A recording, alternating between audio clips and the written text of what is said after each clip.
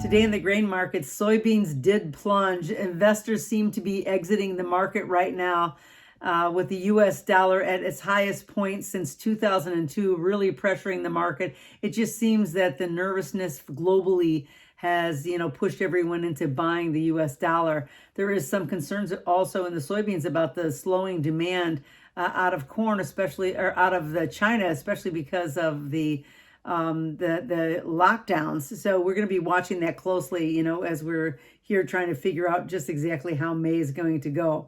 Right now, the option open interest had a little bit of liquidation on Friday in the calls in soybeans, so perhaps that kind of added to the pressure that we saw today. The CVAL right now in beans is 20.7%, with the soybean oil at 33.9, so it's still looking pretty strong on the oil side. A meal is at 23.5, but that gap seems to be closing at some point. Now, corn did gap lower as well. The gap wasn't that big, but it did gap down. Planting report just is expected to improve. So, things are starting to look up that way. However, I think that there is still plenty of bullish news out there, but the market's been overbought for a long time. We did make a new high on Friday.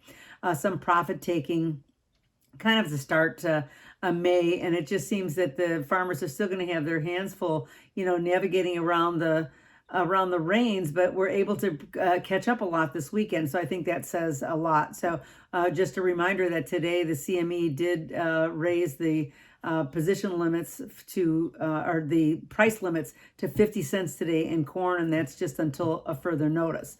Option open interest is pretty much the same. There hasn't been any real change in the CVAL for corn, is at 32.3%. Now, wheat today also was lower as well. Open interest is down in Kansas City. It's as lowest it's been since 2015, and in Chicago since 2009.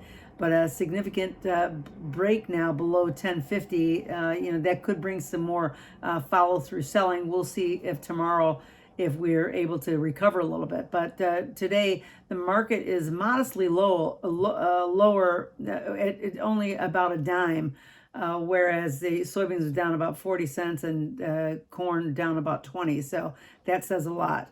Another reminder that the Canadian wheat futures is going to be a new contract that the CME is going to launch, and that doesn't come till June 13th. We'll talk a little bit more about that next week. But right now, the CVAL for wheat is at 42.2%. And so now we're just going to be watching now and preparing for the May USDA report, and keep an eye on the planting pace as we move into May.